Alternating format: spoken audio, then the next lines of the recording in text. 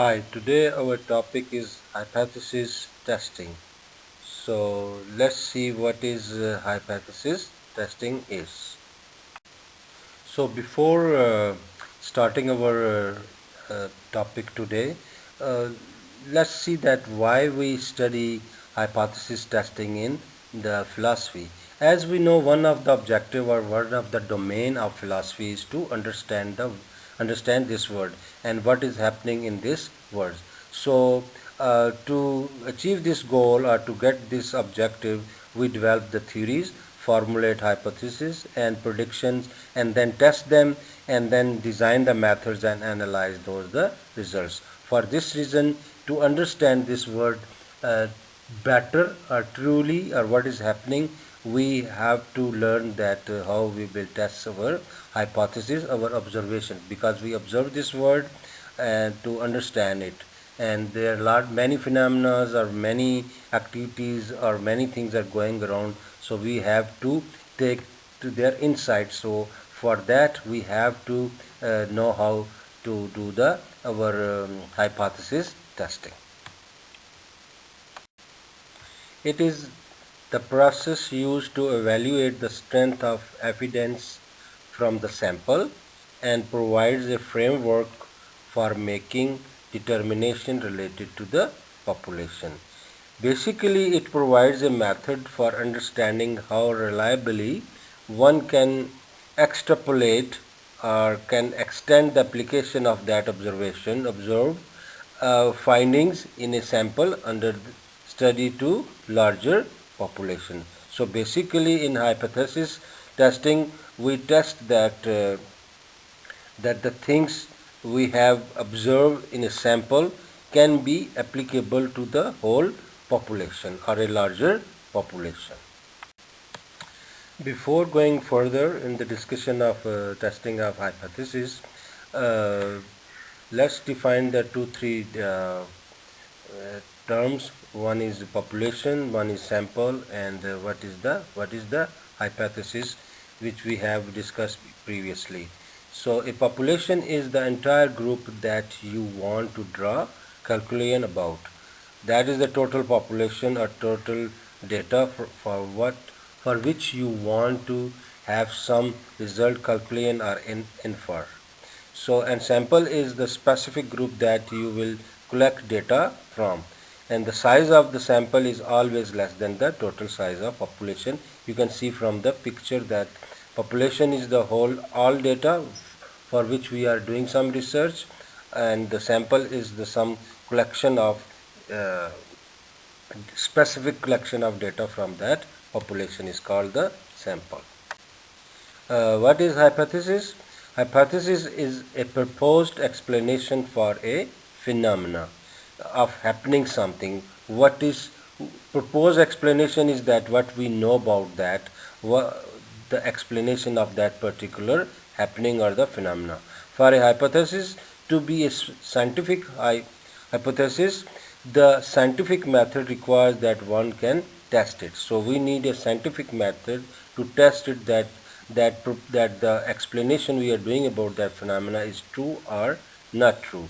Scientists generally base scientific hypothesis on previous observation that cannot satisfactorily be explained with the available scientific theories. Basically, the scientists keep doing research about the some observation which cannot which are previously not very satisfactory to the to us. So we do more research on that hypothesis to find out that it is correct or not correct, and then this hypothesis after observation, after further research, become a theory or a law, which we are going to discuss in the later stage of this the chapter. After defining the hypothesis, let's see the characteristics of the hypothesis. So a hypothesis should always explain what you expect to happen. So like we have in the definition, we said it is the explanation of the happening. Be clear and understandable. Of course, it should be clearer and more understandable. Be testable, be measurable, and contain an independent and a dependent variable. So these are the basic characteristics to have a hypothesis. It should be explaining what is happening, it should be clear, it should be understandable, it should be testable and measurable, and should have two variable, one is independent and one is dependent. As we have defined the hypothesis, which is an explanation for a set of observation. So what we observe, it tell us the reason of those, or explanation of those those observations. Here are the examples of a scientific hypothesis. Although you could state a scientific hypothesis in various ways, most hypotheses are either if then statements or else form of the null hypothesis. So the null hypothesis sometimes is called the no difference hypothesis. So what is the example of the null? The null hypothesis is good for experimentation because it is simply to disprove. If you disprove a null hypothesis, then it is the evidence for a relationship between variable you are examining. So let's see the example of that. Here are some of the example of null hypothesis. So hyperactivity is unrelated to eating sugar. Number one, all daisies have the same number of petals. The number of pets in a household is unrelated to the number of people living in it. And a person's preference for a shirt is unrelated to its color. So these are the some examples of the null hypothesis. So what we do, like I will previously explain in the that we disprove some hypothesis to reach to the result. Here are the some of the example of an if-then hypothesis. If you get at least 6 hours of sleep, you will do better on test than if you get less sleep. So this is another if, using the if. If you sleep at least 6 hours, you will performing better as compared to if you sleep less. Then if you drop a ball, it will fall toward the ground.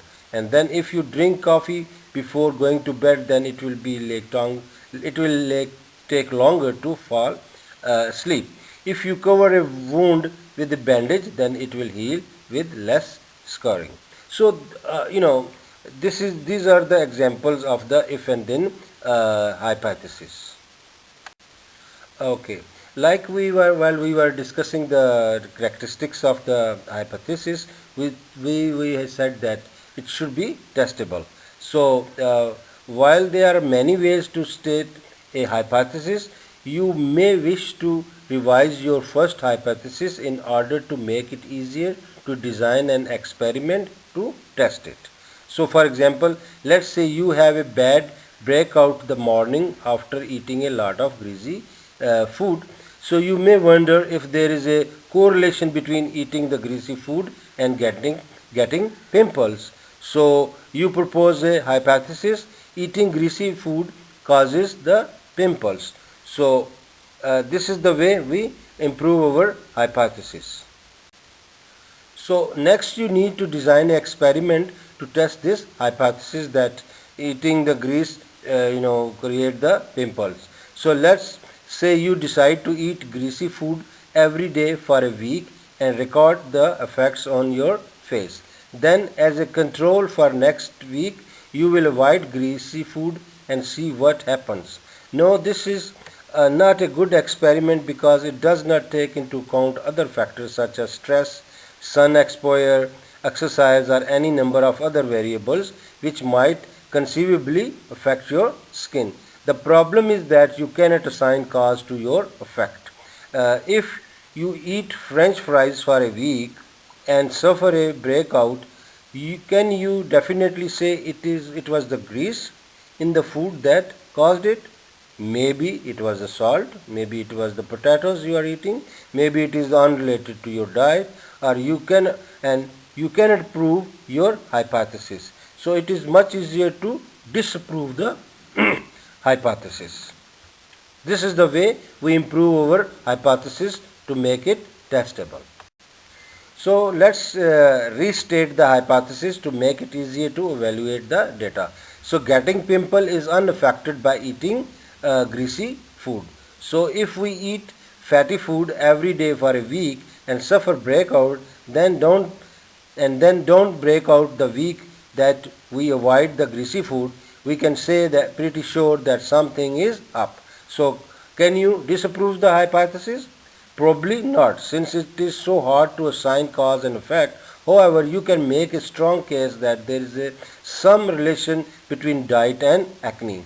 If your skin stays clear for entire test, you may decide to accept your hypothesis. Again, you did not prove or disapprove anything, which is fine.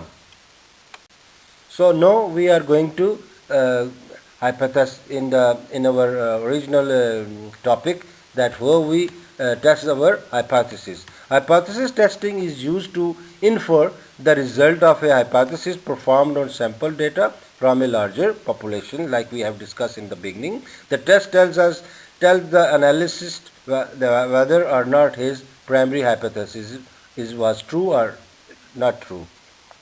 Statistical analysis test a hypothesis by measuring and examining a random sample of the population being analyzed. And we have already talked about the population and sampling. And random sampling is mean we took the sample without any specific order. So next thing is that how hypothesis testing works. In hypothesis testing, an analyst tests a statistical sample with the goal of accepting or rejecting a null hypothesis, which we have already developed. The test tells the analyst whether or not his primary hypothesis is true. If it isn't true, the analyst formulates a new hypothesis to be tested, repeating this process until data reveals a true hypothesis.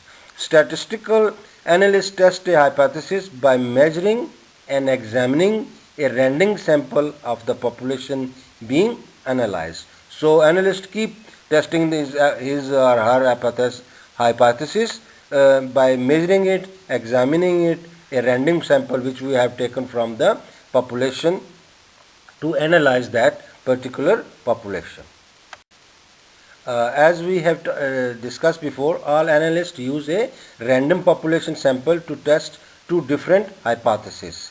Null hypothesis, which we have already discussed in our previous discussion, the hypothesis the analyst believed to be true, and then there is another hypothesis which is called alternative hypothesis, the hypothesis to be untrue, making it effectively the opposite of the null hypothesis. So we make two different hypotheses. One is the null hypothesis and other is the alternative of that too, and they are opposite to each other, thus very mutually exclusive. So they are mutually exclusive and only one can be true. So if one is true, other will be wrong. So if this will be wrong, other will be true. However, one of the two hypotheses will always be true. So there are 4 steps of hypothesis testing. So all hypotheses are testing using a 4-step process. The first step is for analysts to state the two hypotheses, so only one can be right. Like we in the previous we talked about the null hypothesis and the alternative hypothesis. The next step is to formulate an analysis plan which outline how the data will be evaluated. So we will, before we starting the research, we will formulate the analysis plan, that how we will go to we will do about it and how we will get the result. The third step is to carry out the plan and physically analyze the sample data, and then after planning, the next is that we will do the physical data collection and analyzing that. Fourth and the final step is to analyze the result, either accept or reject the null hypothesis. So then in the last and final, we analyze the result and either we accept the hypothesis or reject our null hypothesis. So let's restate the hypothesis to make it easier to evaluate the data. So getting pimple is unaffected by eating greasy food. So if we eat fatty food every day for a week and suffer breakout, then don't break out the week that we avoid the greasy food, we can say that pretty sure that something is up. So can you disapprove the hypothesis? Probably not, since it is so hard to assign cause and effect. However, you can make a strong case that there is some relation between diet and acne. If your skin stays clear for entire test, you may decide to accept your hypothesis. Again, you did not prove or disapprove anything, which is fine.